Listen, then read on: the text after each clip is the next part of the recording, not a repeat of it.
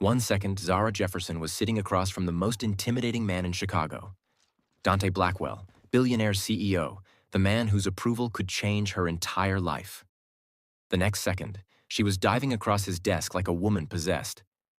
"What the—" Dante barely got the words out before Zara's hands were on him. Not on his hand, not on his shoulder, on his thigh. She grabbed for the tiny creature crawling up his leg. The cricket jumped. Dante jerked backward. His chair rolled, and Zara, already off balance, fell forward and grabbed the first thing she could reach. Instead, her fingers caught in Dante's belt loop. "What are you doing?" Dante tried to stand, tried to steady himself, but Zara was falling. Gravity was pulling her down, and her grip on his belt loop tightened instinctively because it was the only thing keeping her from face-planting into his desk. The sound of fabric straining was loud in the quiet office. Then, pop. The button on Dante's pants gave way. Time seemed to slow down. Zara felt herself hit the floor in a heap. Above her, Dante stumbled backward, his hands going to his waist. And his pants, those perfectly tailored, clearly expensive Tom Ford pants, slid down his legs like they'd given up on life, revealing boxer shorts, covered in bright red lipstick kiss marks. For 3 eternal seconds, nobody moved. Zara, sprawled on the floor, stared up in horror. Dante, standing with his pants around his ankles, looked like he was having an out-of-body experience. Then reality crashed back in. "What?" Dante started, his voice strangled. "There was a cricket." Zara scrambled to her knees, words tumbling out in a rush. "On your leg. It was crawling up your leg and I panicked because I thought, I didn't want it to. You pulled down my pants because of a cricket?" "I didn't mean to pull them down. I was trying to grab the cricket and you moved and I fell and—" Dante yanked his pants up so fast he nearly lost his balance. His face had gone through several shades of brown and settled on something close to burgundy. The lipstick boxers. He was clearly mortified about the lipstick boxers. "For the record," Dante said, his voice tight with embarrassment, "my mother gave me these." "I didn't see anything," Zara lied desperately. "You're literally on the floor staring at my pants." "Right, yes, but I'll forget. Starting now, already forgotten." Zara tried to stand, tripped over her own feet and caught herself on his desk. "Mr. Blackwell, I am so incredibly sorry. This is absolutely not how I conduct myself in professional—" "Get out!" The words hit like ice water. "Sir, please, if you'll just let me explain—" "I said—" The office door slammed open. "Mr. Blackwell?" A man in a security uniform burst through the door, his face slick with panic and sweat. "We've been breached. Someone just hacked into our mainframe. They're downloading everything. Client data, financial records, everything. Jenkins is on paid leave and we don't have anyone who can stop it and—" The guard's voice died. His eyes traveled from Dante's furious face, down to his sagging pants that he wasn't done fixing, back up to his face, then over to Zara. Sir? Your pants?" Dante looked down. His face somehow managed to turn an even deeper shade of humiliation burgundy. "Sir, the breach—" The guard tried again. Before Dante could respond, Zara grabbed his pant leg. "Please," she begged, still on the floor surrounded by glass.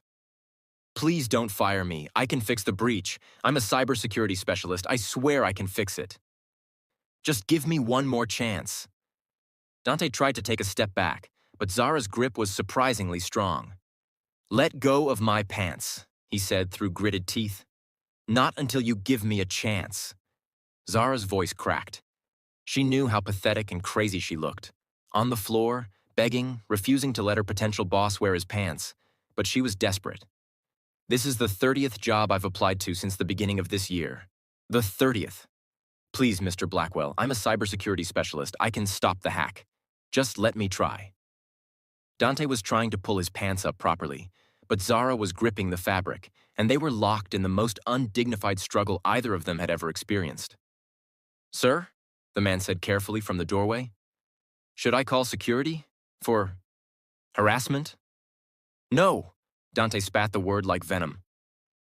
He finally managed to yank his pants free from Zara's grip and fastened them properly. "We're going to the server room, right now." He looked down at Zara with eyes that could freeze fire. "Fine. Consider this the rest of your job interview. If you can't fix this breach, we won't just call security. I will personally bind you to a heavy pole and drop you in the middle of the Atlantic Ocean from a very, very high plane. Do you understand me?" The hatred in his voice was so thick Zara could taste it. She swallowed hard, nodded.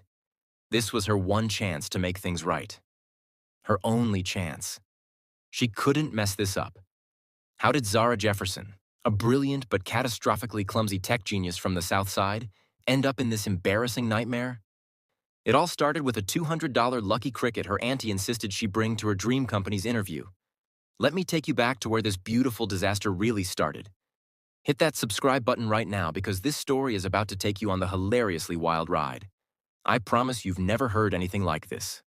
Turn on those notifications, and let's dive in. 24 hours earlier, the Jefferson apartment in Chicago's South Side was never quiet. With Zara, her 15-year-old brother Deshaun, and their Aunt Claudette all living in a cramped two-bedroom walk-up, peace was a foreign concept.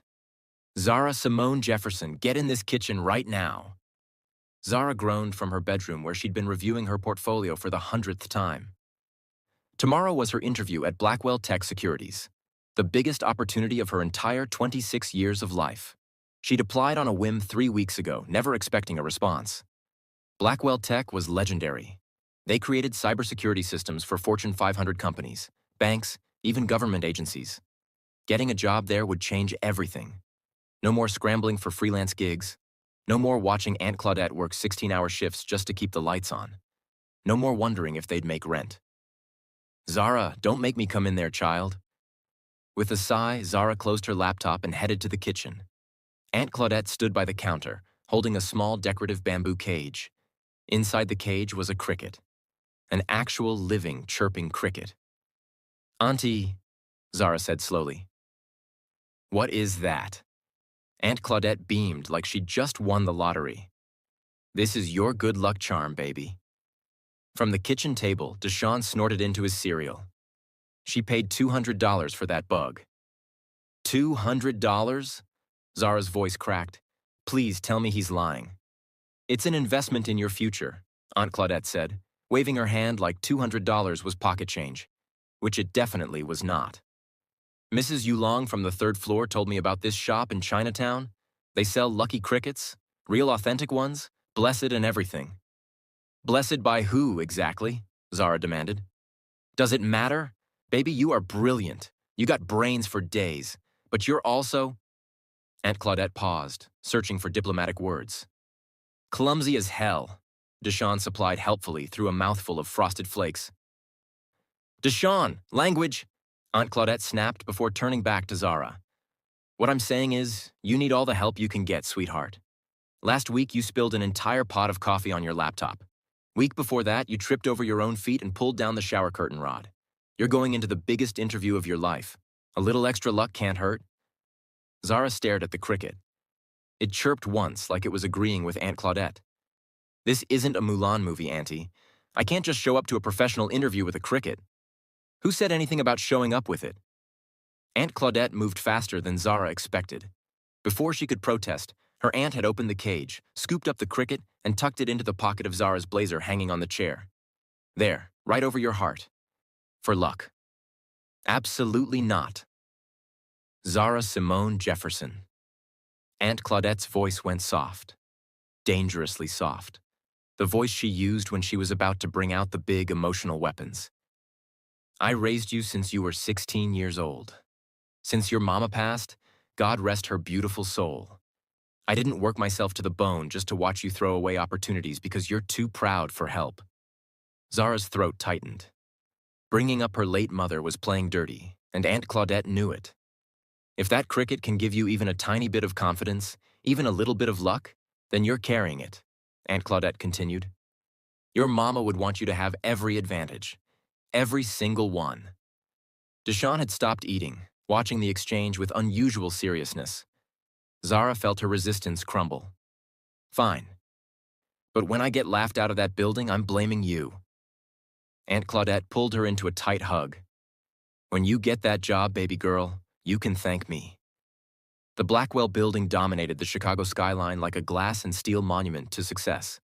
Zara stood on the sidewalk, staring up at it, trying to calm her racing heart.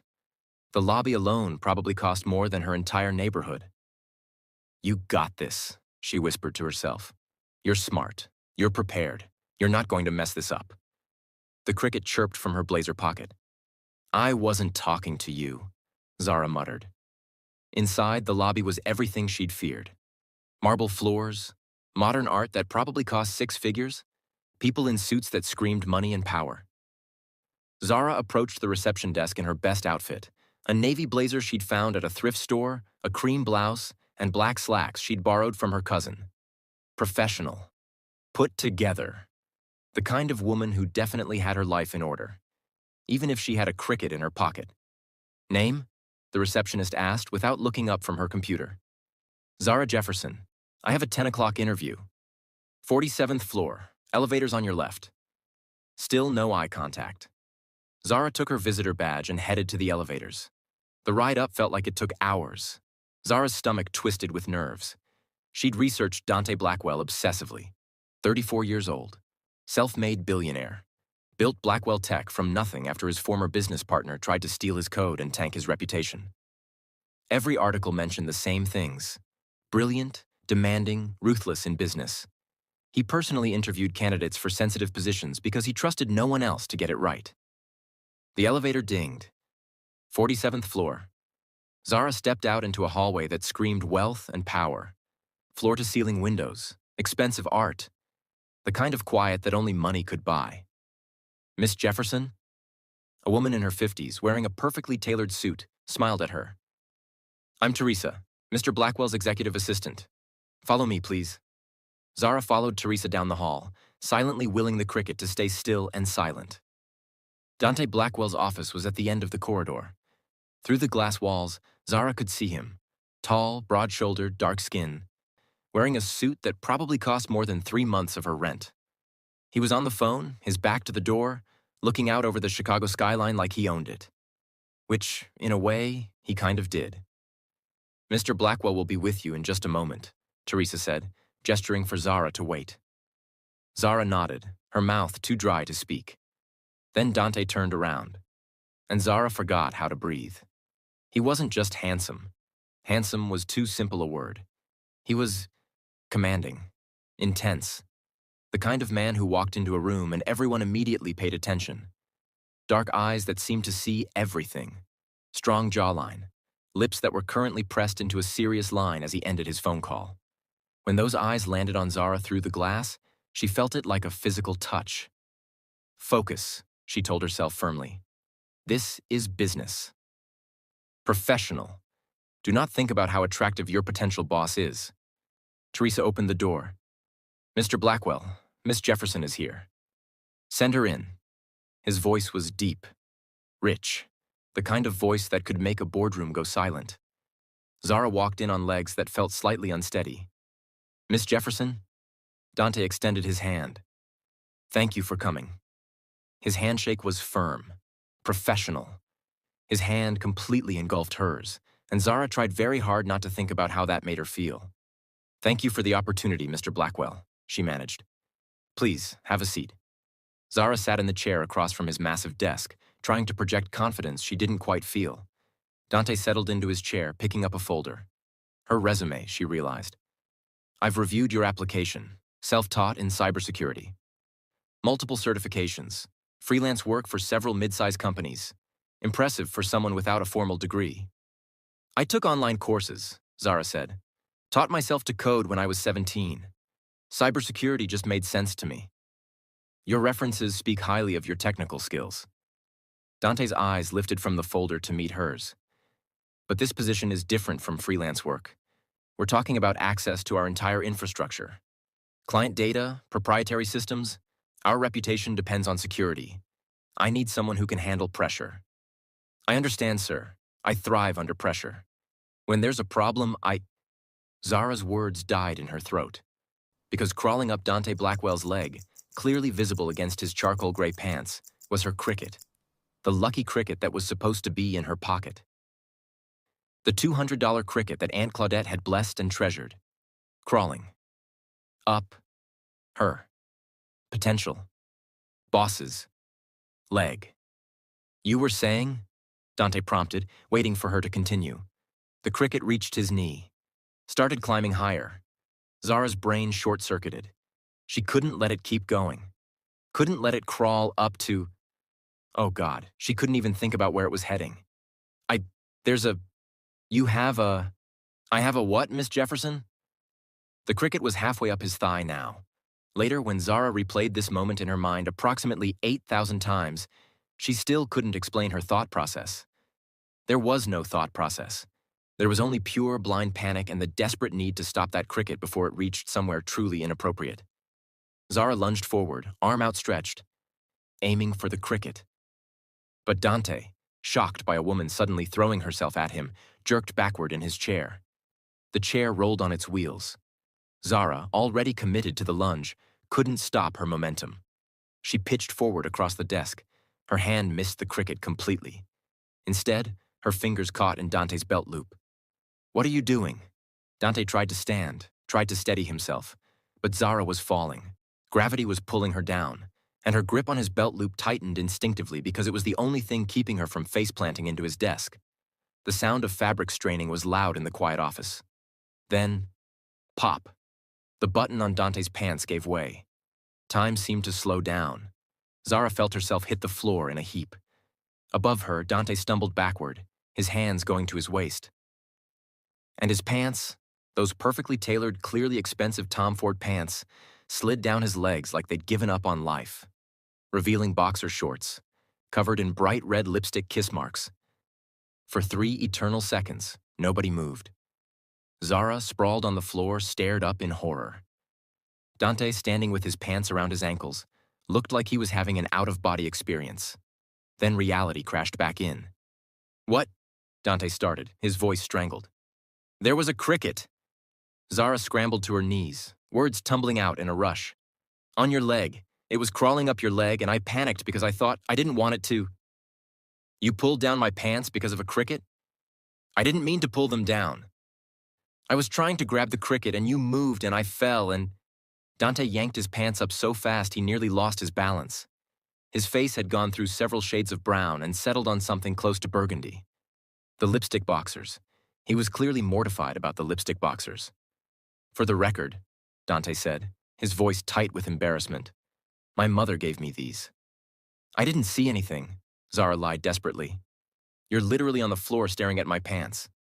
"Right, yes, but I'll forget. Starting now, already forgotten." Zara tried to stand, tripped over her own feet, and caught herself on his desk. "Mr. Blackwell, I am so incredibly sorry. This is absolutely not how I conduct myself in professional..." "Get out!" The words hit like ice water. "Sir, please. If you'll just let me explain..." "I said..." The office door slammed open. A man in a security uniform burst through the door, his face slick with panic and sweat. "We've been breached. Someone just hacked into our mainframe. They're downloading everything. Client data, financial records, everything. Jenkins is on paid leave and we don't have anyone who can stop it and..." The guard's voice died. His eyes traveled from Dante's furious face, down to his sagging pants that he wasn't done fixing, back up to his face, then over to Zara. Sir? Your pants?" Dante looked down. His face somehow managed to turn an even deeper shade of humiliation burgundy. "Sir, the breach..." The guard tried again. Before Dante could respond, Zara grabbed his pant leg. "Please," she begged, still on the floor surrounded by glass. "Please don't fire me. I can fix the breach. I'm a cybersecurity specialist. I swear I can fix it. Just give me one more chance." Dante tried to take a step back, but Zara's grip was surprisingly strong. "Let go of my pants," he said through gritted teeth. "Not until you give me a chance." Zara's voice cracked. She knew how pathetic and crazy she looked, on the floor, begging, refusing to let her potential boss wear his pants, but she was desperate. "This is the 30th job I've applied to since the beginning of this year." "The 30th? Please, Mr. Blackwell. I'm a cybersecurity specialist. I can stop the hack. Just let me try." Dante was trying to pull his pants up properly, but Zara was gripping the fabric, and they were locked in the most undignified struggle either of them had ever experienced. "Sir," the man said carefully from the doorway, "should I call security? For harassment?" "No," Dante spat the word like venom. He finally managed to yank his pants free from Zara's grip and fasten them properly. We're going to the server room. Right now. He looked down at Zara with eyes that could freeze fire. Fine. Consider this the rest of your job interview. If you can't fix this breach, we won't just call security. I will personally bind you to a heavy pole and drop you in the middle of the Atlantic Ocean from a very, very high plane. Do you understand me? The hatred in his voice was so thick Zara could taste it. She swallowed hard, nodded. This was her one chance to make things right.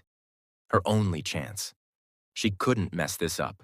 5 minutes later, Zara was sitting at a workstation in Blackwell Tech's main server room with Dante Blackwell standing directly behind her chair like a judge waiting to deliver a death sentence. The room was massive, climate-controlled and filled with rows of blinking servers humming with barely contained power. 3 IT staff members hovered nearby. A woman with gray-streaked hair and worry lines. A young guy who kept cracking his knuckles nervously. An older man whose face had gone pale. They were all watching Zara with the same expression. Please save us, but we don't think you can. Dante's presence behind her was suffocating. She could feel the anger radiating off him like heat from pavement in summer. Talk, Dante commanded, his voice sharp as broken glass. Tell me what you're doing, every step. Zara's fingers flew across the keyboard. Her eyes scanning lines of code, scrolling past faster than most people could read. The hacker used a SQL injection attack to bypass your primary firewall. Very sophisticated. They exploited a vulnerability in your third-party authentication plugin. They've created a backdoor directly into your customer database, and they're extracting data through it right now. Can you stop them? Dante's voice was ice. I'm working on it. Zara pulled up another screen, her other hand still typing commands, tracking the data flow in real time. Her heart was hammering so hard she could feel it in her throat. Whoever this is, they're extremely good. This isn't some script kiddie with tools they downloaded. This is professional-grade hacking. Military level, maybe. They're using encrypted tunnels, bouncing through proxy servers. They know exactly what they're doing. How long until they have everything? Each word from Dante was clipped. Precise. Furious. Zara glanced at the download progress indicator blazing red in the corner of her screen. Her stomach dropped through the floor. 8 minutes, she said, her voice barely steady. Maybe 7. Can you stop them in 7 minutes? Dante leaned closer. She could feel his breath on the back of her neck. Or did I just let a lunatic who assaults people in interviews into my most sensitive systems? The IT staff shifted uncomfortably. Zara's hands were starting to shake. I don't know, she admitted, honesty forcing its way past her fear. But I'm the best chance you have right now. Sweat was forming on her forehead, rolling down her back. This was exactly the kind of pressure Dante had mentioned during the interview, except it wasn't theoretical anymore. This was real. Real companies trusting Blackwell Tech with their data. Real people whose information was being stolen right this second. Real consequences that could destroy lives if she failed. Real career ending in catastrophic failure if she couldn't pull this off. She could feel everyone watching her. 4 pairs of eyes burning into her back. Judging. Waiting. Expecting her to prove herself or fail spectacularly and confirm she was exactly the disaster she appeared to be. A chirping sound suddenly cut through the tension. Zara's eyes darted to the side. The cricket, her aunt's supposedly lucky cricket, sat on the edge of the desk, chirping, like it was cheering her on from the sidelines of her potential destruction. You have got to be kidding me, Dante said, his voice dropping to something dangerous. Is that the actual cricket from my office? Yes, Zara said quietly, not taking her eyes off the screen even as her cheeks burned. That's what started this entire nightmare. So there really was a cricket on my leg. Did you honestly think I made that up? I thought you were having a complete psychological breakdown in my office, Dante said flatly. And frankly, bringing a bug to a professional job interview isn't exactly disproving that theory. One of the IT guys made a sound that might have been a strangled laugh. Zara's face went hot with humiliation. My aunt thought it would bring me luck. Luck. Dante's laugh was harsh, bitter. You assaulted me. You brought an insect into a sterile server room. That is not what luck looks like, Miss Jefferson. I'm sorry, she whispered. Then, louder, forcing steel into her voice. But if you want your company saved, I need you to stop talking and let me concentrate." The room went dead silent. Nobody spoke to Dante Blackwell like that. The IT staff looked like they wanted to disappear into the floor. Zara held her breath, waiting for the explosion. But Dante just said very quietly, "You have 6 minutes. Make them count." Zara turned back to her screen, her pulse thundering in her ears. Focus. She had to focus. The hacker was brilliant, bouncing their signal through proxy servers in 6 different countries: South Korea, Netherlands, Brazil, Nigeria, Iceland, Singapore. Nearly impossible to trace the origin directly. But everyone made mistakes. Even the best hackers got comfortable, got cocky, left patterns. She just had to find them. "There," Zara breathed, leaning so close to the screen her nose almost touched it. "There you are, you clever bastard." "You found them?" Dante leaned over her shoulder, so close she could smell his cologne. Expensive, woody, completely distracting. "Not now. Focus." "Not their location, but I found their pattern."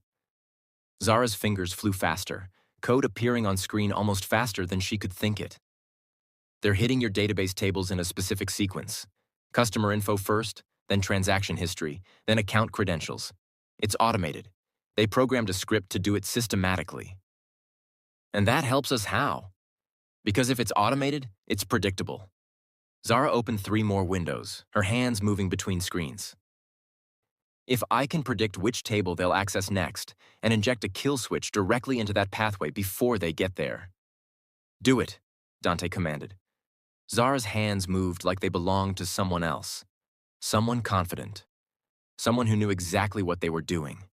This was her element. Her world. In the digital space, everything made sense. Logic ruled. Problems had solutions. Her physical clumsiness didn't exist here. Here, in the code, she wasn't a disaster. Here, she was a weapon. 5 minutes left. The room had gone completely silent except for the hum of servers and the rapid clicking of Zara's keyboard. Her eyes scanned the code scrolling past, looking for the opening, the vulnerability, the single perfect moment to strike. 4 minutes. "Come on," Zara muttered under her breath, her fingers never stopping. Come on, just a little more." 3 minutes. The cricket chirped again. Zara didn't even look at it this time. Her entire world had narrowed to the screen in front of her, to the lines of code, to the hacker on the other end trying to steal everything. 2 minutes. There. The pattern broke for just a microsecond, a tiny hiccup in the automated sequence. That's where they'd made their mistake. Zara's fingers flew faster than they ever had in her entire life. Writing code in real time. No time to second guess. No time to check and double check. She had one shot at this. 1 minute, 30 seconds.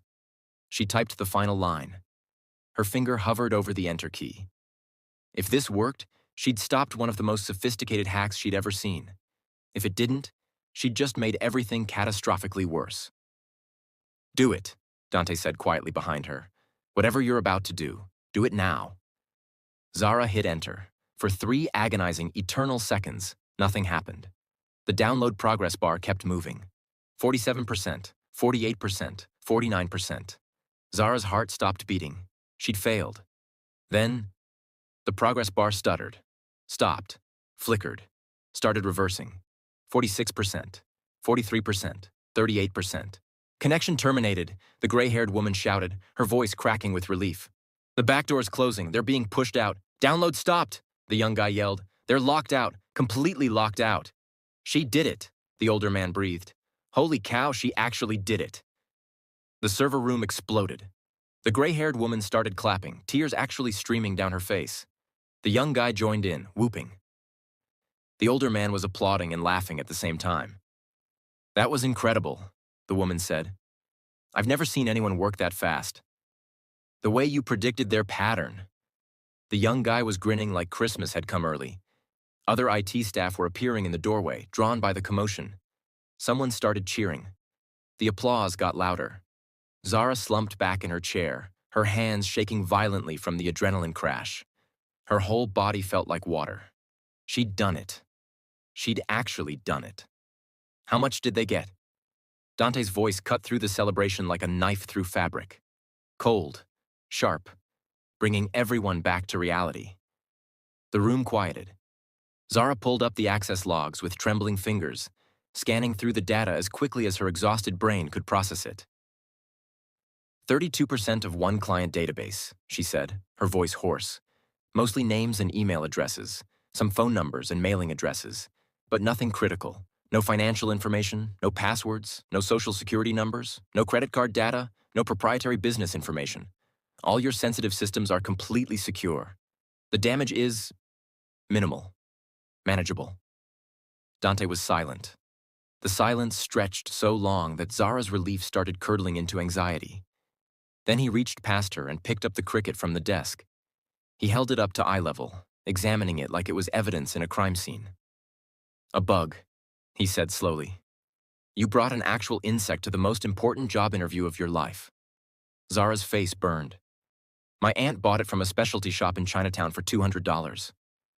She's superstitious. She thought, $200 for a cricket. Dante's voice was flat, unreadable. Your aunt paid $200 for something you can find under a porch. The IT staff had gone quiet again, watching this exchange with wide eyes. Zara wanted the floor to swallow her whole. She meant well. She was trying to help. This cricket, Dante continued, still holding it up, crawled up my leg, caused you to assault me, created the most disastrous job interview in this company's history. I know, Zara said miserably. I'm sorry. I'm so sorry. This cricket, Dante said, his voice shifting into something Zara couldn't identify, also brought you here, to this moment, where you just saved my company from a catastrophic data breach that could have destroyed us. He set the cricket down carefully on the desk, gently, like it was made of glass. Then he looked at Zara, really looked at her. Miss Jefferson, he said, when can you start? The room went dead silent. Zara's head snapped up so fast her neck cracked. What? Your start date, Dante repeated. When can you begin employment at Blackwell Tech Securities? You're hiring me? Zara couldn't process the words. They didn't make sense. After everything that happened, after I grabbed and brought a bug to... I'm hiring you because of what just happened, Dante interrupted. I need someone who can think clearly under extreme pressure. Someone who can handle a crisis without falling apart. Someone with the skills to outmaneuver professional-grade hackers. He paused, and something that might have been amusement flickered across his face. The fact that you can do all of that while simultaneously being a complete disaster in every other aspect of your life is actually impressive in its own way. One of the IT staff made a sound that was definitely a laugh this time. The cricket will live in a proper secure enclosure on your desk, where it cannot escape or cause international incidents. Zara couldn't even say it. What happened in your office will never be spoken of again, Dante said firmly, his voice taking on a warning tone. By anyone, ever, under penalty of immediate termination. Are we clear? The IT staff suddenly became very interested in their shoes. Crystal clear, Zara managed. Good. Dante extended his hand across the workstation. Professional. Formal. Welcome to Blackwell Tech Securities, Miss Jefferson. Teresa will handle all the HR paperwork. I'm thinking we start your salary at triple what you listed as your expected compensation. Zara's brain short-circuited. I'm sorry, did you say triple? You just saved this company from what could have been a $40 million disaster. You did it in under 7 minutes, while under extreme duress. On your first day, before you were even officially hired. Dante's expression softened almost imperceptibly. You're worth every penny. When Zara shook his hand this time, her own hand was still shaking from adrenaline. But she noticed things she'd been too terrified to see before. The warmth of his palm, the strength in his grip. The way his dark eyes held hers for just a moment longer than necessary. The slight curve at the corner of his mouth that might have been the beginning of a real smile. The fact that Dante Blackwell was, objectively speaking, the most attractive man she'd ever seen in her entire life. Stop it, she told herself desperately. He's your boss. Your very rich, very powerful, very completely off-limits boss. Do not catch feelings. Do not. But when Dante's thumb brushed across her knuckles, so briefly she might have imagined it, Zara felt something warm and dangerous unfurl in her chest. The IT staff were still clapping. The cricket chirped from its place on the desk. And Zara thought maybe, just maybe, Aunt Claudette had been right about that $200 bug after all. This job was definitely going to be complicated. Zara's first weeks at Blackwell Tech passed in a whirlwind. She had her own office, small but private, with a view of the Chicago River. The salary made her cry when she saw the first paycheck.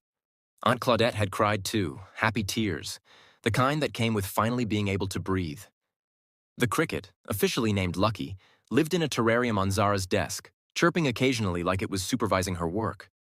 What hadn't improved was Zara's clumsiness. She'd spilled coffee on her keyboard twice, tripped over absolutely nothing in the hallway, walked into a glass door she thought was open, dropped her phone in the toilet. But she was exceptional at her job. Dante had personally assigned her to handle security for their biggest clients, which meant she saw him regularly. Too regularly. Because Zara was developing a problem. A 6'2", devastatingly handsome, brilliant problem named Dante Blackwell. She tried to ignore it, tried to be professional. But it was hard when Dante did things like remember she took her coffee with oat milk and 2 sugars, when he adjusted her schedule so she could take night classes, when he smiled at her, really smiled, and her entire brain short-circuited. "You're staring at his office again," her coworker Shanice said, appearing at Zara's door. Zara jumped, nearly knocking over Lucky's terrarium. "I am not." "Girl, you've been staring at that man's office for 5 straight minutes. That report can't be that interesting." "I was thinking." "You were thinking about Mr. Blackwell, in ways that are definitely not HR approved." Zara's face went hot. "There's a policy against employee relationships. Even if I wanted to, which I don't, it would be completely inappropriate." Keep telling yourself that." Shanice grinned.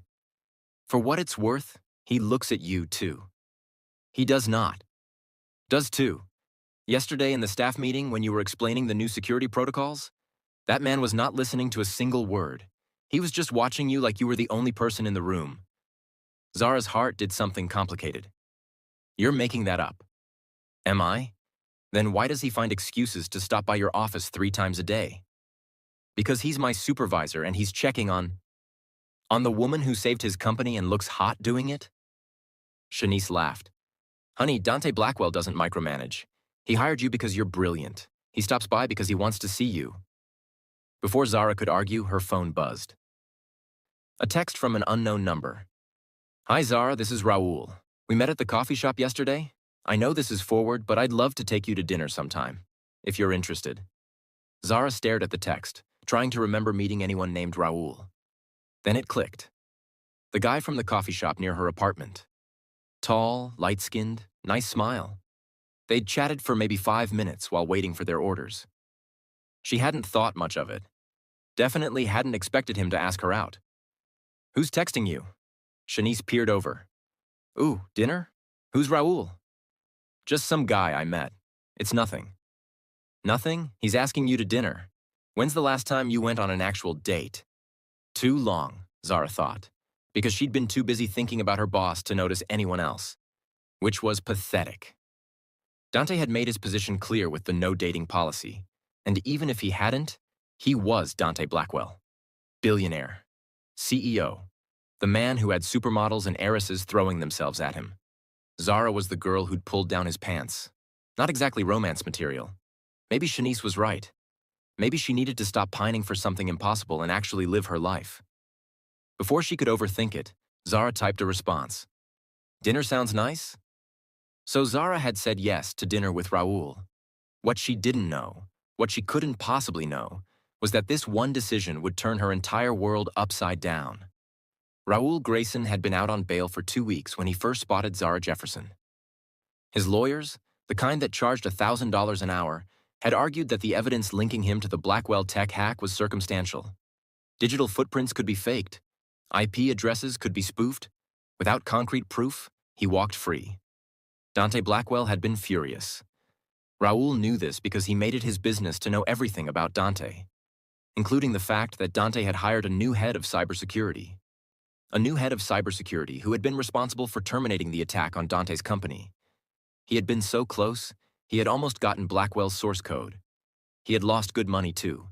He had paid millions to the hackers he had flown in from India. All that money gone because of a little cybersecurity girl. A brilliant, self-taught expert named Zara Jefferson. Raoul did his research. Found out where she lived, where she got her morning coffee, her daily routines, and on a Wednesday morning, 3 weeks after his release, he accidentally ran into her at the coffee shop near her apartment. "Oh, I'm so sorry," Raoul said as he bumped into Zara, making her nearly drop her phone. "No, it's fine. I wasn't." Zara looked up, and Raoul gave her his most charming smile. "I'm such a klutz in the mornings," he said with a self-deprecating laugh. "Let me buy your coffee to make up for it?" Zara hesitated. "You really don't have to. I insist. I'm Raoul, by the way." Zara. She had a warm smile, genuine, open. Nothing like the calculating, suspicious women Raoul usually dealt with in tech. Perfect. They chatted while waiting for their orders. Raoul kept it light, asked about her day, made her laugh, didn't pry into her work. Just a friendly stranger brightening her morning. By the time Zara left with her coffee, Raoul had her number. "Maybe we could actually sit down for coffee sometime," he'd suggested. "Instead of just bumping into each other?" Zara had smiled. "I'd like that." Hook set. Raoul walked away, already planning his next move. Zara Jefferson was his way back into Blackwell Tech's systems. His way to get revenge on Dante Blackwell for outshining him, for ruining his reputation. And if he had to charm her to get there? Well, he'd done worse things. Zara's life had become a strange contradiction over the past month. Work was incredible. She loved her job at Blackwell Tech. The challenges kept her sharp. The team respected her expertise. She was making a real difference in protecting people's data. And then there was Dante. Dante, who stopped by her office every morning with coffee made exactly how she liked it, who remembered she was allergic to shellfish when ordering team lunches, who smiled at her in ways that made her forget how to form complete sentences. Dante, who made her heart race every single time he walked into a room.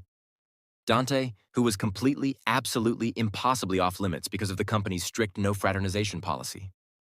Which was exactly why Zara kept saying yes when Raoul asked her out. They'd had coffee 4 times now, lunch twice, a walk by the lakefront. Raoul was easy to be around, uncomplicated. He didn't make her nervous or tongue-tied. He didn't make her trip over her own feet or knock over water bottles or forget how to speak in complete sentences. Unlike a certain billionaire CEO. "You're staring at his office again," Shanice said, appearing in Zara's doorway with a knowing smile. Zara quickly averted her eyes. "Just brainstorming." Shanice smirked knowingly, leaned against the doorframe. "So what's happening with Raoul? Y'all seeing each other tonight?" "Just dinner. He said he has something important to ask me." "Important like what?" "I don't know. He was being mysterious about it." Shanice's expression turned thoughtful. "You actually like this Raoul guy? Or are you just using him to stop thinking about the man whose office is exactly 43 steps from yours?" "I haven't counted the steps." "Honey, please. You've counted the steps.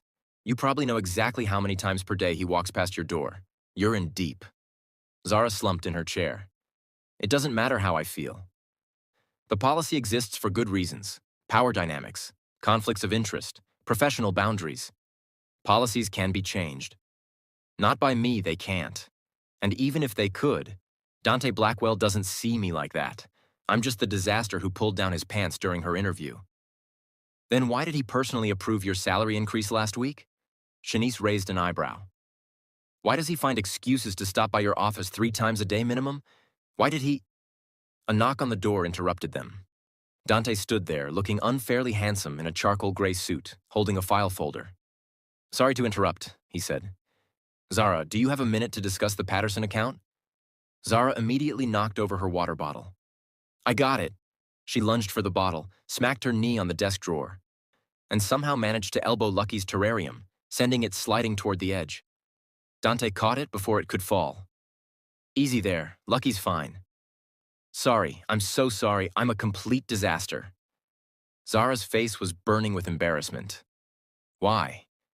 Why did she turn into a walking catastrophe around this man? "You're not a disaster," Dante said gently, setting the terrarium back in place. "You're just—" Enthusiastic. Shanice made a face behind Dante's back that clearly said, "I told you so," before slipping out the door. Suddenly, Zara's office felt very small, very intimate. Dante closed the door. "I wanted to talk about the security proposal you drafted for Patterson Industries," he said, but he didn't sit down. Just stood there, close enough that Zara could smell his cologne, something woody and expensive that made her brain short-circuit. "It's excellent work. They were impressed. You're making us look very good." "Thank you," Zara managed, trying to keep her voice steady. "You're incredibly talented, Zara. I hope you know that." The way he said her name, soft, warm, like it meant something, made her chest feel tight. "I'm just doing my job," she said. "You're doing far more than that. You're—" Dante stopped himself, seemed to reconsider his words. "The whole team is lucky to have you." There was something in his eyes, something that looked almost like longing. The moment stretched between them, heavy with words neither of them could say. Dante looked like he wanted to say something else, something important. Then Zara's phone buzzed loudly on her desk. A text from Raul. "Still on for tonight? I have something really important to ask you. Wear something nice. I'm taking you somewhere special." Dante's eyes flicked to the phone, to the message visible on the screen. His expression shuddered immediately. "I should let you get back to work," he said, his voice suddenly formal, distant. "Dante, Mr. Blackwell," he corrected quietly. "In the office, it should be Mr. Blackwell." He left before Zara could respond. Zara stared at the closed door, her heart sinking into her stomach. Raul chose an upscale wine bar in River North for their meeting. Intimate lighting, leather booths, the kind of place people went for important conversations. Zara wore a burgundy wrap dress she'd borrowed from her cousin. Nothing too fancy, but Raul had said to dress nice. "You look beautiful," Raul said when she arrived, standing to greet her with a smile. "Thanks. Your text made it sound pretty serious. What's going on?" Raul waited until they'd ordered drinks and settled into their booth. Then he leaned forward, his expression turning earnest. "I want to offer you a job." Zara blinked. "What?" "My company is expanding rapidly. We need someone with your exact skill set, someone brilliant who thinks outside the box." Raul pulled out his phone and showed her a number. "This is what I'm prepared to offer you. Annual salary." Zara stared at the number on the screen. It was triple her current salary at Blackwell Tech. Triple. Triple her salary would change everything. It was luxury. They could get a bigger house. She could buy a car for everyone in her family. "Raul, I don't even know what company you work for," Zara said slowly. "I wanted to keep business and personal separate while we got to know each other as people," Raul said smoothly. "But I trust you now. I own Grayson Solutions. You might have heard of us?" Zara had heard of Grayson Solutions, a cybersecurity firm that had been growing aggressively over the past year. There were rumors in the industry, whispers about poaching employees from competitors, about using questionable tactics to win clients. But triple her salary. "That's incredibly generous," Zara said carefully. "But I'm happy at Blackwell Tech. The work is challenging and I really like the team." "But are you really happy?" Raul interrupted gently. "Or are you stuck working for someone who takes you for granted?" Something in his tone made Zara's instincts prickle with warning. "Dante doesn't take me for granted." "Dante." Raul's smile didn't quite reach his eyes. "First name basis. Interesting. We have a friendly workplace, that's all. But not friendly enough for him to break his precious policy, is it?" Raul reached across the table and took her hand. "Zara, you're incredible. Brilliant. Beautiful. You deserve someone who isn't afraid to show the world what you mean to them. Someone who can give you everything you deserve." Zara gently pulled her hand back. "I need time to think about this." "Of course. Take all the time you need." Raul signaled for the check. "But think about it over dinner. Somewhere really nice. There's this Italian place, Adriano's. Best food in Chicago. This Saturday night?" Adriano's. Zara had heard Dante mention it before. He took important clients there. Something whispered in the back of her mind that this was a bad idea. But Raul was looking at her with such open interest, such apparent sincerity. And Dante had made it painfully clear this afternoon. In the office, they were just colleagues. Nothing more. Saturday works, Zara heard herself say.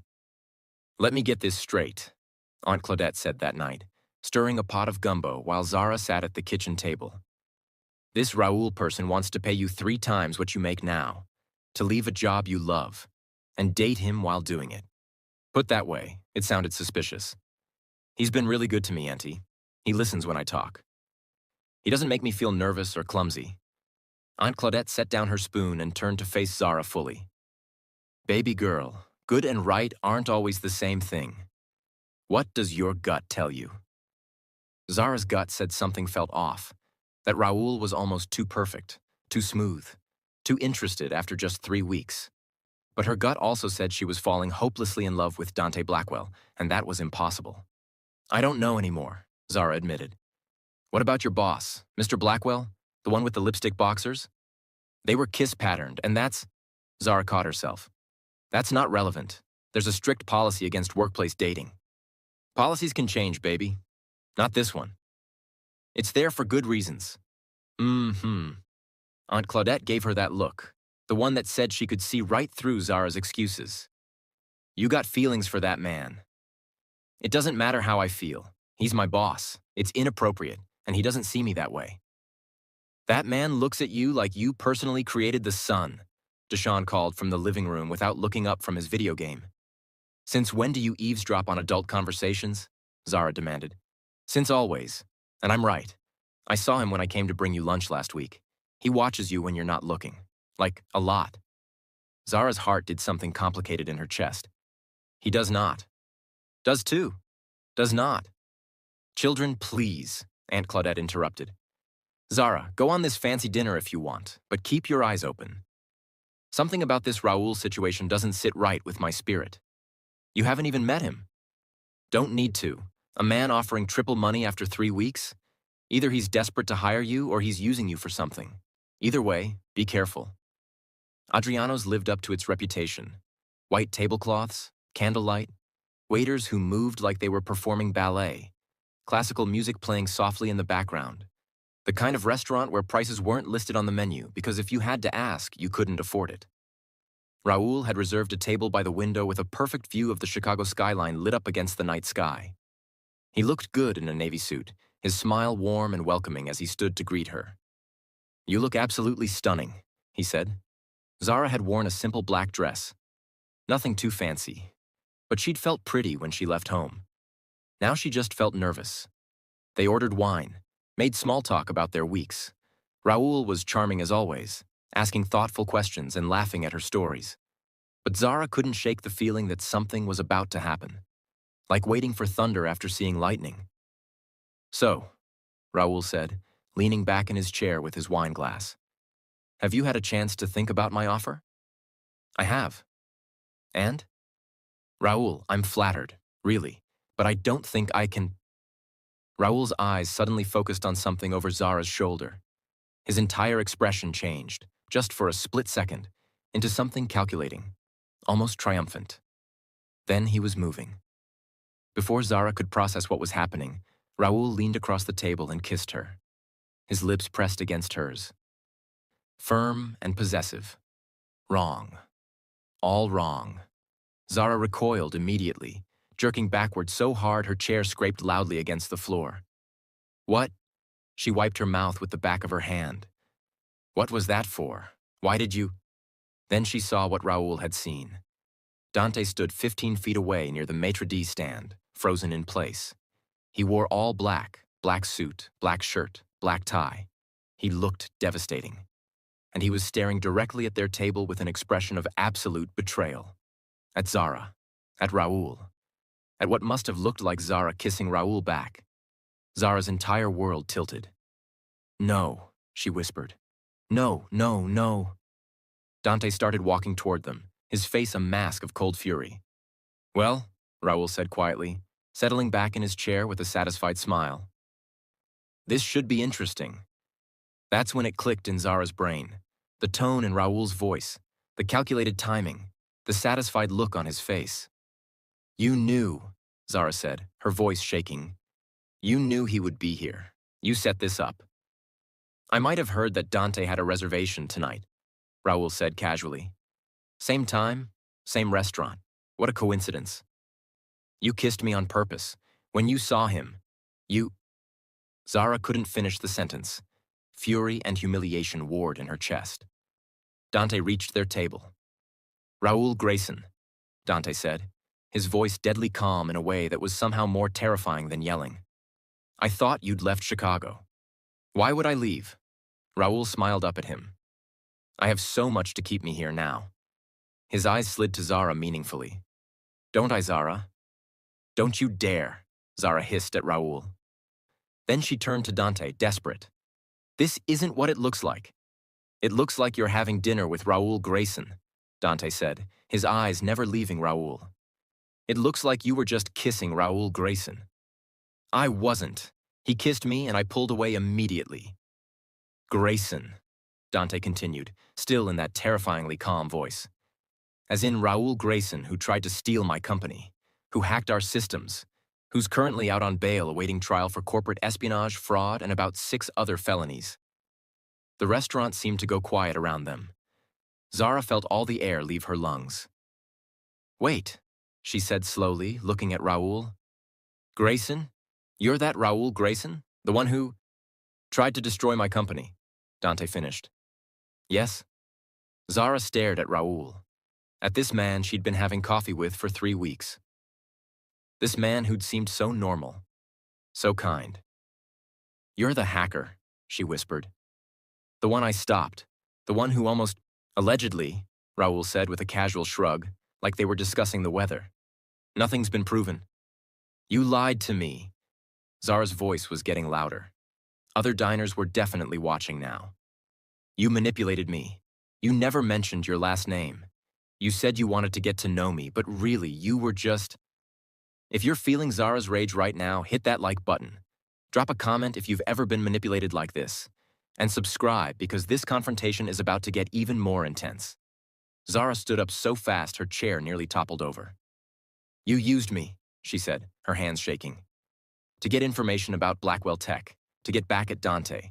Everything, the coffee, the walks. The job offer, all of it was just to what? Raoul stood up too, no longer bothering to hide his contempt. To get close to Dante's precious company? Maybe. But I also offered you triple the salary, Zara. Real money, real opportunity. Unlike Dante here, who keeps you locked behind some stupid policy while he... Don't, Dante said quietly, dangerously. Don't say another word. Or what? You'll have me arrested? You have no proof of anything. But you know what I do have? Raoul smiled coldly. I have weeks of text conversations with your head of cybersecurity. Lunches, dinners, dates. How do you think that looks to your board of directors, Dante? Your precious security expert dating your known enemy? Zara felt sick. I didn't know who you were. You never told me your last name. There are no pictures of you online. How was I supposed to? How convenient that you didn't know, Dante said, and the coldness in his voice when he looked at her made Zara want to cry.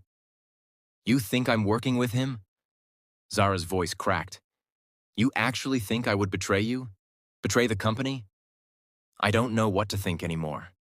Dante's hands clenched at his sides. My head of security, dating the man who tried to destroy us. The same man who's currently under investigation.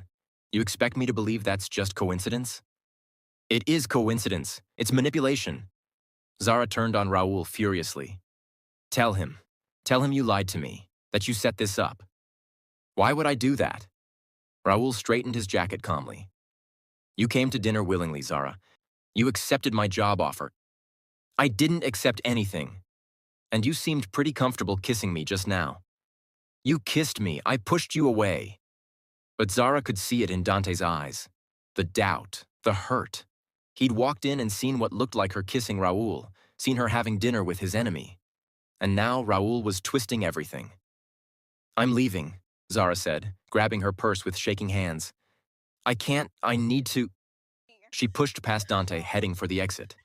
Zara, wait, Dante started, but Zara was already running. Zara made it to the parking lot before the tears came. She leaned against a car, gasping for air, her whole body shaking. Raoul had played her. From the very beginning. The accidental meeting at the coffee shop, the charm, the attention, the job offer, all of it designed to hurt Dante. To compromise Blackwell Tech's security, and she'd fallen for every single lie. Zara? She turned. Dante was striding toward her, his expression thunderous. Don't, Zara said, holding up a hand. Just don't.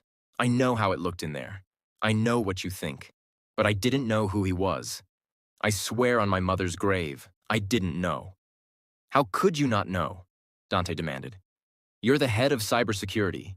You investigated the hack. You had to have seen his name. His name was on legal documents, not on social media, not anywhere I would have connected it to Raoul from the coffee shop. Zara wiped furiously at her tears. He never told me his last name. We only went out a few times. It was just coffee and lunch and…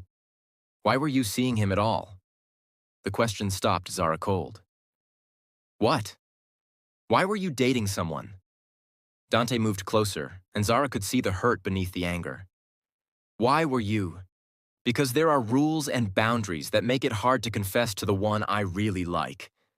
The words burst out of Zara like they'd been waiting to escape for weeks. Because I needed to stop. She cut herself off, but it was too late. Stop what? Dante asked quietly. Stop thinking about you. Zara's voice broke. Stop having feelings for you when it's completely inappropriate and against every rule, and you're my boss, and I'm just the disaster who pulled down your pants and… Dante kissed her. 1 second, he was 3 feet away. The next, his hands were on her face and his mouth was on hers, and Zara's entire brain short-circuited. The kiss was desperate, almost angry. Like he was trying to erase the memory of Raoul's unwanted kiss. Like he was claiming her, proving something. When Dante finally pulled back, they were both breathing hard. Light rain had started falling. Zara could feel it on her face. Or maybe those were tears. She couldn't tell anymore. Just an employee, Dante repeated, his forehead resting against hers. Zara, you've never been just an employee. The policy, I wrote the policy. I can change it. You're my boss. Then I'll restructure the entire department. I'll hire you a different supervisor. I'll reorganize the whole company if I have to. Dante's thumbs brushed her cheeks. I've been trying to stay professional for weeks, trying to keep my distance because I didn't want to put you in a difficult position. I didn't want you to feel pressured or uncomfortable. And then I walked into that restaurant and saw you with him, and His voice broke. I realized I'd rather break every rule I've ever written than watch you walk away with someone else. Dante finished quietly. Zara's heart felt too big for her chest. You have feelings for me? Zara, I've had feelings for you since the day you saved my company and told me to shut up while doing it. A smile tugged at Dante's mouth despite everything. You're brilliant and funny and authentic, and you make me laugh, and you drive me absolutely crazy in the best way, and… Zara kissed him this time. Softer than his kiss. Sweeter. All the things she'd been feeling for weeks poured into it. When they pulled apart, Dante was smiling. Really smiling. I didn't have feelings for him, Zara said. For Raoul. I was trying to convince myself I could. But it was always you. Since the first day. Even when I was pulling down your ridiculous boxers. Dante actually laughed. My mother has terrible taste in gifts. I thought they were kind of cute. You're the only person who's ever going to know about them. What if I want to tell people you're secretly a softie who wears his mom's gifts even when they're embarrassing? Then I guess I'll have to kiss you quiet every time you try. Is that a threat or a promise? Dante kissed her again instead of answering. Behind them, a car door slammed. They broke apart to see Raoul getting into a black sedan. He looked at them through the window, his expression cold. Calculating. Then he drove away. He's not going to stop, Zara said quietly. Is he? No, Dante admitted. He's going to try to use this against us. Against the company. He'll twist it into something it's not. I'm sorry. I'm so sorry I didn't realize who he was. This isn't your fault. Dante pulled her close. Raoul is good at manipulation. That's what he does. But we'll handle it. Together. Together. If you want. Dante looked at her seriously. Zara, I meant what I said. I'll change the policy. I'll restructure so there's no conflict of interest. But I need to know, is this what you want? Because I understand if it's too complicated or if... I want this, Zara said firmly. I want you. Policy or no policy. Complicated or not. Then it's settled. Dante kissed her forehead. Let me take you home. We'll deal with Raul and everything else on Monday. Tonight, I just want to make sure you're okay. Dante called an emergency meeting with HR first thing Monday morning. I need to amend the employee relationship policy, he told Mary, the HR director. Effective immediately. Mary raised an eyebrow but didn't look surprised. May I ask why? Personal interest in an employee. I want to ensure there's no conflict of interest and no power dynamic issues. Zara Jefferson will be transferred to report directly to the VP of Operations. I'll recuse myself from any decisions regarding her salary, promotions, or performance reviews. Mary smiled slightly. About time, Mr. Blackwell. Excuse me? Sir, the whole office has been watching you two dance around each other for weeks. We were starting a betting pool on when you'd finally do something about it. Dante didn't know whether to be embarrassed or amused. The entire office knew? Mr. Blackwell, you bring her coffee every single morning. You remember she's allergic to shellfish. Last week, you personally approved 3 equipment requests just because she asked. You're not exactly subtle. Fair point. There's another issue, Dante said, his expression turning serious. Raul Grayson has been in contact with Zara. She didn't know who he was until Saturday night, but he's going to try to twist it into something it's not. Mary's expression hardened. That man has a lot of nerve. What do you need? Documentation. I want everything documented. When Zara started, her performance reviews, the timeline of when Grayson approached her versus when she knew his identity. If he tries to claim she was feeding him information or working with him, I want to be able to prove otherwise. I'll get started immediately. Shanice burst through Zara's door without knocking. Girl, get up. The entire office is talking about how Mr. Blackwell changed the dating policy, transferred you to a new supervisor, and has been staring at your office all morning with the most ridiculous smile on his face. Spill everything, now. Zara couldn't help but smile. We're seeing each other. I knew it. I knew it. Shanice did a little victory dance. When? How? Why didn't you call me immediately? It happened Saturday night, and it's complicated. Complicated how? Before Zara could answer, there was a knock on her door. Dante stood there with 2 cups of coffee. Ms. Jefferson, he said formally, but his eyes were warm. Do you have a moment to discuss the Anderson account? Of course, Mr. Blackwell. Shanice looked between them, grinning like she'd won the lottery. I'll just leave you two to discuss. Business. She left, closing the door behind her. The second the door clicked shut, Dante set down the coffee and pulled Zara into his arms. I missed you, he murmured against her hair. You saw me 4 hours ago when you picked me up this morning. 4 hours too long. Dante kissed her forehead. We should probably actually discuss the Anderson account. Probably, Zara agreed, but she didn't move from his arms. Lucky chirped from his terrarium like he was approving. That cricket really is lucky, Dante said. Don't let Aunt Claudette hear you say that. She'll never let us forget it. Speaking of your aunt, I'd like to take you to dinner. Meet your family properly. Do this right. Zara pulled back to look at him. You want to have dinner with Aunt Claudette? The woman who asked about your boxers. The woman who raised you and clearly loves you very much. Yes. Zara's heart melted completely. Okay, but I'm warning you. She's going to interrogate you. I can handle it. Dante smiled. I convinced you to give me a chance despite accidentally seeing me in my mother's worst gift. I can handle your aunt. Dante picked Zara up on Friday evening. Aunt Claudette answered the door, looked him up and down, and said, You must be the one with the kissing boxers. Dante's face went through several shades of brown before settling on burgundy.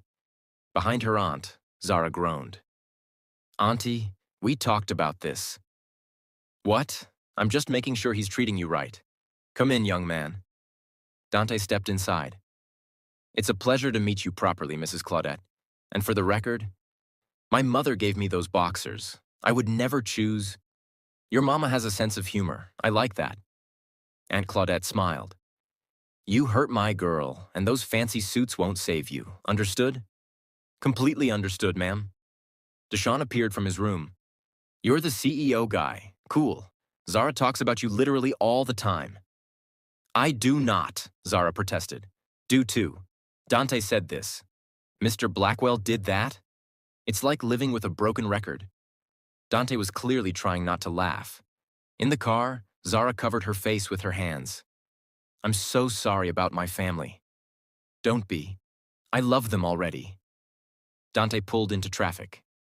They remind me that you're real. That this is real. Not just some business arrangement or society relationship. Where are we going?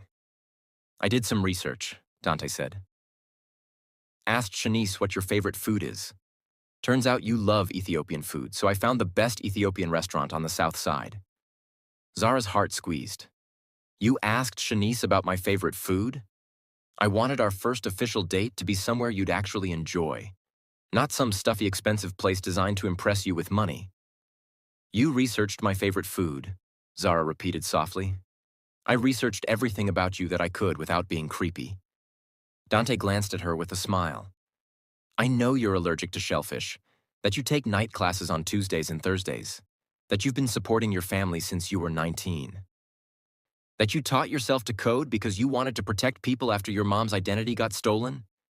You know all that? I've been paying attention to you since the day you pulled down my pants, Zara. I just couldn't do anything about it until now. The restaurant was perfect. Small, family-owned, with authentic food and warm atmosphere. Nothing fancy or pretentious. Just good food and good company. They talked for hours, about everything.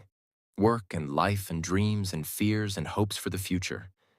When Dante walked Zara to her door at the end of the night, she didn't want it to end. I had the best time, she said. Me too. Dante tucked a curl behind her ear. Can I see you tomorrow? We work together. You'll see me Monday. That's not what I mean. I know. Zara smiled. Yes, you can see me tomorrow. And the day after that. And the day after that. Dante kissed her goodnight, soft and sweet and full of promise. When Zara walked inside, Aunt Claudette was waiting with a knowing smile. Well, best first date of my entire life, Zara said, unable to stop grinning. Told you that cricket was lucky? You were right, Auntie. Say that again. I want to record it. Don't push your luck. Aunt Claudette laughed. Go on, get some rest. You're glowing so bright you're lighting up my kitchen. Zara went to bed with a smile on her face and hope in her heart. 3 months later, Lucky the cricket had babies. Zara discovered this on a Monday morning when she walked into her office to find the terrarium absolutely filled with tiny crickets. Oh my God, she breathed. What's wrong? Dante appeared in her doorway with coffee. Their morning routine now. Sometimes coffee, sometimes breakfast.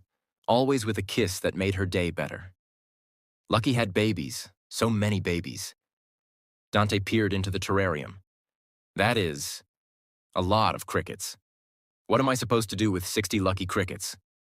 Share the luck, give them to the team. You're not serious. Why not? Lucky brought us together.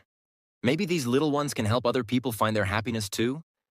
Zara turned to face him fully. You know it wasn't actually the cricket that brought us together, right? Wasn't it?